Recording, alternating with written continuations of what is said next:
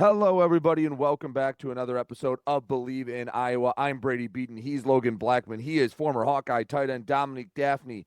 And the UMass Minutemen are marching into town at Kinnick Stadium. And, fellas, if there's something football-wise you want to get into, be my guest. But I'm going to start us off by saying not only, obviously, does Iowa have to win it, because if you lose this game, you're raising everything and you're starting from square one, but you got to win this game with style points. What we didn't see in the U Albany game, we need to see now. UMass is bad. Half their team is dead, and they're coming into town after a frustrating loss. Yeah, win this one and give something for the fans to grab onto. Is that a fair thing for me to say? Yeah, UMass is bad. UMass is very very bad football team. They won 2 games last year. They were independent. Now they've moved into a conference play. And they just lost to Bryant, and Bryant is a team who's in U Albany's conference, oddly enough, and they won 2 games last year. And they one of their games they lost was to U Albany, and they put up 300 yards passing, over 300 yards passing against UMass. And last season they threw to over 300 yards one time. And ironically, it's the quarterback that played against UMass this week, they kind of rotated quarterbacks last year, but yeah, it's a game you need to dominate. It's a game you need to go in and not be. It's weird because like my head's telling me Iowa's gonna be conservative and not really push the envelope too much, not try to bury UMass. But I just want to see something. I want to throw the ball a crap ton of this game. Like force Gronowski to get into a rhythm. Just keep throwing. It's like what Deion Waiters said. I'd rather go over 30 than 0 for 4 because 0 for 4 means you lost confidence. I want if he goes 0 for 50, just keep throwing it. Tell him some sort of rhythm going, and yeah, style points is going to be it. Just need something. Just need something from this game. Yeah, and I agree with the point of we have no reason to be conservative. We haven't shown exactly what we need to show going into Big Ten play, and there's a lack of confidence on the offensive side of the ball, and it's not just our quarterback either. Like our receivers, our tight ends, the fact that we lost Ostrenga is going to be a big loss. Still waiting for Vanderzee to get back, so we need confidence bad. So 20, 15, 13 points is not going to be enough. We need to see fireworks. We need to see everything we got. We need to understand what type of offense is going to look like when we get into Big Ten play, which is next week against Rutgers, at Rutgers. So we understand that. We talked about going into Penn State 5-1. Well, shoot, I know KF talks about a 1-0 mentality, but that's what we need to see. We need to see as if we are playing Rutgers or if we are playing Indiana. Like we need to come out and not only fire all cylinders. We need to put this offense in a better situation going into Big Ten play and kind of erase a little bit of the doubts that we had last week and the week before. So anything that looks like U Albany, we're gonna have to have a conversation about it. If it looks like that and we came out with the win, yeah, that's not good enough. It's not. That shouldn't be a good thing to happen against UMass and U Albany. Like, oh yeah, we won. Yeah, we didn't come out here to win. We came out here to dominate, like you said. We're not coming out here for moral victories. We're not coming out here to be like, well, we ran the ball really well in our defense. No, I want to see us throw the ball well. I want to see our receivers get open. And I want to see what we have going into this Big Ten conference play coming up next week. So I'll at least extend an olive branch here. If early in the game, if Kirk Ferentz, and he's been who he's been for 3 decades, if he wants to run the ball and play boring Iowa football and make sure they're up 14 or 21-0, up 3 scores before he lets Tim Lester and Mark Gronowski experiment a little bit, I can't say much. If he wants to make sure, all right, we're taking care of business, that way if something does go wrong on a play where they try something out, I can't get too mad. But not if, but when you get up 3 scores in this game, you better let Gronowski let it fly. Hey, maybe you're not 100% on a play in practice. I don't care. You got to throw a few shots down the field. I mean, taking an NFL example, look what the Packers have done the first 2 games. Every half dozen plays, they're going to take a shot down the field. They're going to make you worry about it. And I don't know if it was on this show I used the comparison, but it's like if you're a pitcher and you throw a fastball really well. For my Tigers, it's Tommy Kahnle's changeup that he throws like 98% of the time. You got to throw something else, even if it's a bad pitch and you throw it for a ball, just so the hitter, or in this case, the defense, respects it. Because, like we talked about on the Cyhawk recap, the Iowa State DBs stood at 8 to 10 yards and did not even flinch when guys were coming at them. I don't care if you overthrow a guy deep. At least if you take 2-3 shots in a half downfield, the secondary and defensive coordinators have to respect that and go, yeah, they didn't hit it, but just be aware, hey, I know when you get your play sheet breakdown in your scouting report, 12% of the time they throw it 30-plus yards down the field. I need to see some of that. If you want to early, just say, hey, we're making sure we have this game in hand before we take some shots. Not my cup of tea, because I'd like to see what he does when it's still kind of in doubt for the first quarter.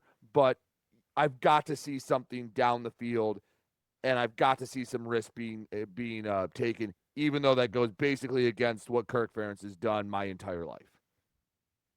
Yeah, I'm glad you brought up the pitching thing, because I was going to say something similar about, like, you look at spring training for some of the pitchers. They just, like, I remember a few years ago, or probably a decade ago now, which is weird to think about, but Jose Quintana, when he was on the Cubs, he threw one pitch the entire spring train. One game he just pitched the same pitch just to get the timing down, get the location down.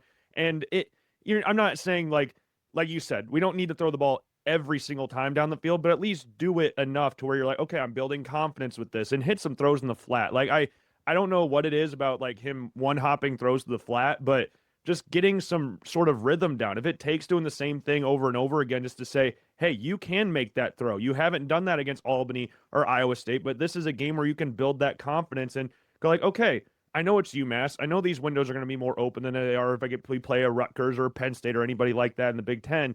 But you just know you can make it. You could visualize that you're making the throw. And I think he needs that. I think he needs to understand that just taking the throws and being confident in his throws and stepping into his throws. Because Don brought that up when we were texting about the Iowa State game, about him not stepping into throws or stepping up into the pocket to make throws. And just need to see some consistency and confidence from him again at the position. And if we don't see that against Albany or against UMass, then yeah, it's gonna be a hard one. But it's against UMass. He has to do something here. And, like, we know what Iowa can do running the ball. We know what they do blocking defensively. We know that stuff. We just need the quarterback to be the guy that we thought he was coming into Iowa. Yeah, Brady, you brought up being 14, 21 points up and then taking our shot. Well, I mean, let's be honest. If we get up 14, 21-0 and it's the second half, our backups are getting in the game. So the starters need the work. You know what? If you want it on defense, I'm fine. But as we also talk about Martinowski's played like a third stringer. I understand. Yes, we also talk about our conservative 3-decade coach. You think he cares that when it comes to the third quarter, like, he's like, yeah, I'm not letting our starters play until the fourth quarter for There's a high difference 24 between points. We got what Rutgers next week on Friday. There's a difference between what I think will happen and what I want to happen. That's what I want to happen. Dom, you know better than us. You're saying what probably will happen. Yeah. If we have 3-4 drives in the first half, and we say we have a couple drives that are 12 plays plus, I want to see 7 passes and 5 runs. I want us to be balanced, but I want us to start leaning towards throwing the ball to see what we have. I'm not out here saying, oh, let's empty the playbook and let's throw everything we got at UMass. But shoot, we need to connect on some throws we've been missing. We need to connect on some out routes. We need to connect on some basics. We need to connect on some deep crosses that we were missing against Albany and Iowa State. So if those aren't in the playbook within the first 25 plays and we're running the ball and, oh, yeah, we're running the ball well, we know we can run the ball well. What have they been saying with Young Thug? Whoop-de-doo. We can run the ball well. It does not matter. Let's see what we have at quarterback. That's what we're going to have to lean on when we start playing better opponents. Yeah, I understand that we have a great defense. Our special is great. Our running game is great. Okay, cool. Like, we understand all that already. The biggest question mark that we have is at quarterback, and it's been that way for the past 3 years. So my frustration is, why are we – I understand we're conservative. I understand, like, it's ground and pound. we're going to let you beat you before you beat us. But we have nothing to lose at this point. And we don't have to be extremely conservative. I don't think we should be running deep crosses if we're up by 28. I don't think so either, but we don't need to be waiting either. We have nothing to wait for. We don't have, it's not a boxing match where they take the first round to kind of test each other out. Now, let's come out here and swing. We have nothing to lose. We have a great defense that we've shown. We have a great running game as we've shown. Let's see what we could do when we could pass the ball. Let's test the waters a little bit on our quarterbacks, on our receivers. Put a little bit more in on their plate and say, hey, are you going to eat or are you going to not? So that's what I want to look. That's what I want it to look like. And that's just me from my perspective of how I think this game should go. Let's come out and take swings out the gate. No, and again, I think we're all on the same page because does anyone here think Jazz Patterson's not a capable running back? Does anyone here think Xavier Williams is not a capable running back? I think we are in agreement that those two guys can at least do enough to help you win games. Are they great? That's yet to be determined, but they're at least good enough for what Iowa needs to do. I think Mark Gronowski kind of needs to get his swagger back a little bit. Like, this is a guy that is not used to not having success. Yeah, again, what I would like to have happen, you're up 24-3 in the third quarter. Yeah, have him hit a deep ball and have him strut a little bit. Remind him what it feels like to run the touchdown play because he hasn't done a whole lot of that, and he's taken some heat. I want him to get into a little bit of a rhythm and have a little bit of a swagger coming out of this game. And this might be a bad comparison to a certain extent where it's like he's relearning how to be like you brought up, he having all that success before. It's like with like Bryce Underwood going into Michigan where he had all the success in high school, but nothing's like 100% clicking yet. So you're trying to refine where your confidence when Nagurowski at South Dakota State, like we've talked about winning 2 national titles, winning a Walter Payton Award, winning 4 conference titles in 5 years, and the only one they didn't win a conference title was he wasn't there. Like he has like I was talking to a friend about this the other day. He's not a like it's rough watching him right now because he's not this bad. I just can't fathom like after watching him for 4 years at South Dakota State, it's like he's not this bad. It hurts to watch it because you see a guy who's missing like the layups that every quarterback worth their snot should be making. Like the throw to Sam Phillips keeps sitting in my head against UAlbany week 1 where he hopped it to him after rolling out when he's wide open in the end zone. You look at some of the out routes that they're running and some of the throws to the flat where he's just bouncing it to them. Now, he had some better throws against Iowa State. You look at the throw across the middle to Sam Phillips where Phillips made a really nice catch. And there were some throws the receivers dropped, but there's not consistency there. I think he's trying to force it a little bit too much. Like you look at the throw at the end of the game on 4th down, rolls out to his left, tries to hit the receiver 20 yards down the field when he has a guy right at the first down marker. He's trying to just make it work. He's like, no, this needs to work. This worked where I was at South Dakota State. Why is it not working now? And he's just getting, it seems like he's getting frustrated or he's either getting frustrated or his confidence just keeps going down because nothing's working for him. So I just need to see some sort of consistency. And like Dom brought up, just making those throws that you should be making, those throws to the flat, those, like get some layups in there to remind you that you can make those throws, hitch routes, slants, out routes, bubble screens, whatever it is, just hit those and then build up your confidence. Then we're going to start taking shots. We're just going to go it on the field, stretch the field a little bit. And then once he gets that back, then you can build that into Rutgers. And Rutgers and UMass are not the same team. They're not the same level of team. But if you can build confidence against UMass, that can help build for the rest of the season. At least that's what you're hoping anyway. So yeah, just need to see something. Just need to see something in this one. And of course, like you say swagger. I mean, you think about a position group that feeds off swagger, it's receivers as well. So we can talk about Gronowski, and he needs to get his confidence back. I mean, shoot, the fact that Sam Phillips went off for 5 for 52 last game, and there was no other receiver that had more than 1 catch. Like they also need that energy as well. They also need that confidence, this connection as well. So this game is not. That's why I'm asking to throw the ball more, because I understand it's not just him that needs that confidence. We need our first tight end is out, so our backup needs to run some routes that he's not normally running.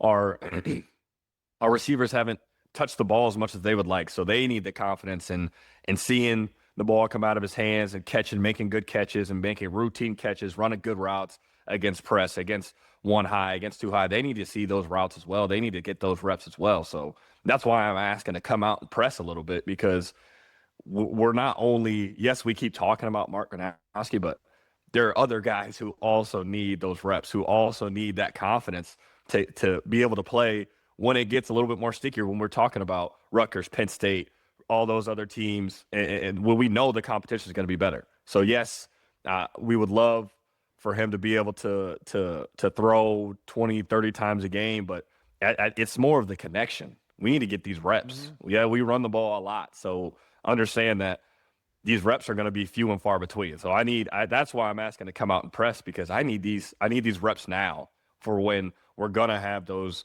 ugly games against Big Ten opponents where we're really running the ball because we're running the ball well. Well, yeah, I still need you to be confident that it's 3rd and 7. I'm asking you to run a deep cross that you're at where you're supposed to be against this coverage, and our quarterback's going to get it to you. So I need the confidence to not only be present in Mark Gronowski, I need it to be in our tight ends and our running backs to catch the ball and our receivers to catch the ball. So that's why I'm asking to come out and shoot the gun a little bit, because shoot, we all got to start making plays. We all got to get better. This past game isn't just about Mark Gronowski. Obviously, he has to throw the ball, but the receivers have to run routes. The O-line has to get their communication against stunts and twists and linebackers shooting the gap. Like, so it's a whole outfit that needs to get better as far as passing the ball, as far as when we talk about the pass game. So it's like, I love the fact that we keep talking about swagger and Mark Gronowski, and I 100% agree, but I'm also looking at it from a 360 as shoot. We all got to get better. There's not one person that we could single out, because not everybody has played up to their potential. So I'm asking for us to come out and show what we're capable of, so we could be a little bit more confident when we start playing Big Ten opponents. So to go off that point, Dom, impromptu trivia question. Jacob Gill leads the Hawkeyes in receiving, 6 catches, 65 yards through 2 games. That in and of itself is not great. Do you know who and what the second leading receiver in yards is for the Hawkeyes? I was going to say Ostrenga, but shoot. Ostrenga had 1 catch for 8 yards over 2 games. And he's 5th. I'll tell you, it's Sam Phillips. He has 1 catch for 15 yards. And he is the number 2 receiver in terms of yards. If you want to go by receptions, it's Seth Anderson with 3. Yeah, so to your point that some of the guys on the edge need to figure it out, yeah, I think that's very fair. But one last thing about Gronowski that I did want to ask Dom specifically, because you've made the most jumps from one level to another, and it's something that it's not exclusively to football, is, you go from high school to college, and sometimes there's a little worry that maybe I'm not cut out for this, or you go from college to the NFL. Well, he went from FCS to the Big Ten, and you struggle your first 2 games. Everyone's different, but I have to imagine he needs a good game for that mental, so that imposter syndrome doesn't set in. That goes, man, maybe I was just a South Dakota State, because again, he is a human and he is a young man, and that is very normal to think. Dom, when you made those jumps, when did you finally kind of break that and you went, yeah, I'm good enough to be here? I think, if I could think back, it was when you actually started to make the plays that you made in practice in the game. Like, you started to see that translate into the game on Saturday. I think that's when you get that confidence. It's like, this is exactly what we talked about. This is exactly what we saw on film. And the game starts to slow down for you a little bit. When you start to get those chunk plays or make tough catches, and the coach, when you start seeing the script for the week and you start to see your number pop up a little bit more, where they're like, oh yeah, we want to get him the ball a little bit more. He's starting to make plays. That's when you start to feel like, okay, this is where I belong. And I had great coaches when we talk about at Indiana State and at when I was with the Packers, who verbally told me, like, you belong here. And I don't want you to think any other way. Like, you've made plays, you got to this point, and it's not by accident. And I understand, like, yes, he's had 2 bad games, but it's not by accident that you're here. Like, you didn't accidentally fumble along and someone was like, oh yeah, I think he'd be great in black and gold. Like, no, you earned the right to be here. So understand, like, even if he needs to the night before the game, watch a couple of those South Dakota State clips and be like, oh, yeah, that is me. That's who I am. Shoot. I'm sure I know even LeBron does that. Watches himself on YouTube, watches some of his highlights just to remind yourself of that's me. I'm that dog. Yeah, those 2 games, anybody can have a bad game. Everyone's had a bad game. But I got to remind myself of who I am in practice, whether I need to go back and watch a couple highlights and remind myself of who I am, but then come out ready to swing. To have that confidence in your arm and your legs and have that mentality of like, I'm here for a reason. I didn't accidentally fall into this, then just accidentally choose me out of a hat or something. So just having that confidence to make those plays, not only in practice, but have it translate over to the game. And then after that, I mean, once you get the ball rolling, like any athlete will tell you, like once you start to feel really good, you're out of there. Like you're nobody can stop you. You have that feeling and you're just walking on water. It's like, this is so easy. I watched this in film. I knew they were going to do that. I knew it was coming, and then you're just playing and you're having fun. It's like you're in a kid in the background, or in the backyard. So I just asked this man to just watch a couple highlights of yourself at South Dakota State. Remember, you're still that dog. Come out on Saturday and just let it rip. All right. So I guess since we are previewing the UMass game, Logan, I'll let you because I mean, or Dom, if you have something, but give us just a little tidbit about UMass. So when maybe our listeners are sitting at a group party or with some friends, and someone goes, what do you know about UMass? What is UMass? And they can say, oh, well, I know about this. Besides, their entire starters are all dead. Yeah, they finished 2-10 last year. They have a new head coach. They're in a conference for the first time in like I think 2 or 3 years or something like that. But they were in the MAC before in like around the 2015-ish, like the mid 2010s, I think. Yeah. And now they're back. Mm-hmm.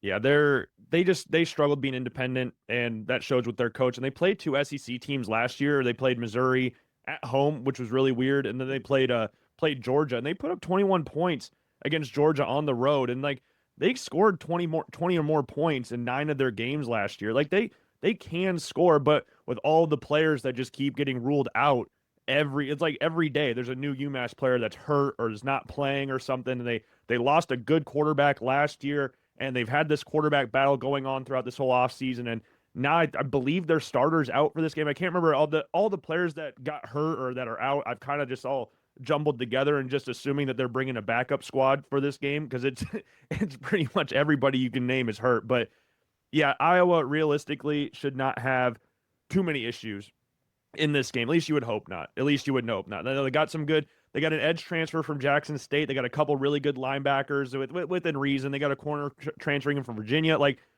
they have some players that are coming in from bigger programs or big programs that can make plays for them and that could cause problems. But it should be a game where Iowa, I think the spread's like 38.5 or something like that, or 35.5 or something. 34.5 was the last I saw. Yeah.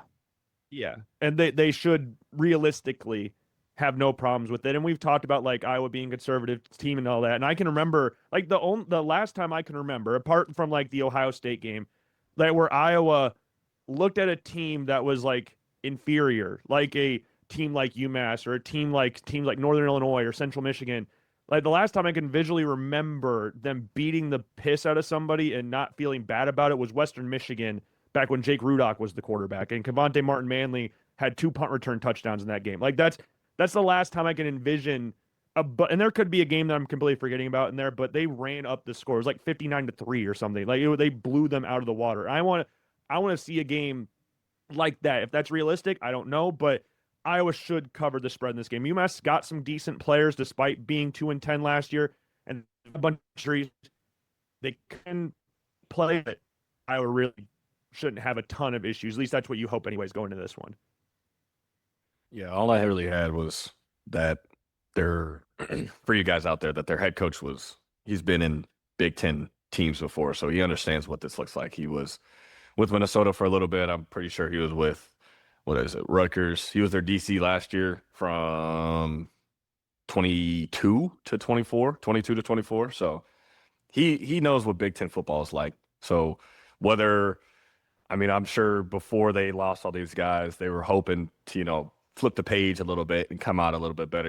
It's tough when you play a sport that's 100% injury rate, or the capability is getting hurt is 100%. Like it's going to happen at some point. So it's just the name of the game. And I'm sure with the past that he had and the knowledge that he brought playing at the Big Ten level and coaching at the Big Ten level, that he was going to bring a lot of tenacity and kind of that ruggedness of Big Ten defense to them. So I mean, it's tough to lose that many guys, no matter who you are. But yeah, Iowa should run away with this, and it should be not a game at halftime. Have your backups in the fourth quarter, let them score a couple touchdowns, and everyone go home a little bit happy.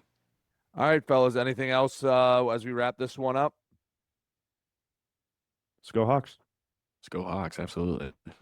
Need some style points. Need some like NFL Street V2 style points with this one. Because if I will not be a happy camper if they get a 24-6 win, and it's 3 touchdowns and one's a defensive touchdown and another set up by a special teams play.